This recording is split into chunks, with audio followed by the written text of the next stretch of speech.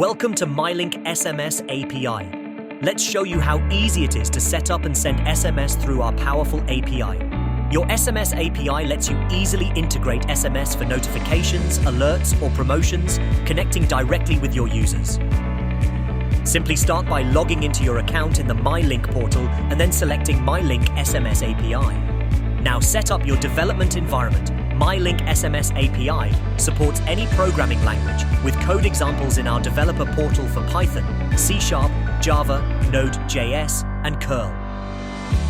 Time to send your first SMS. In this example, JSON is the format. Simply define the recipient's number and your message. Hit send, and your message will be delivered in seconds. Now you can check the success of your sent message. You'll get an overview of your message details and the status of the delivered message. And that's it. You've successfully integrated MyLINK SMS API into your application.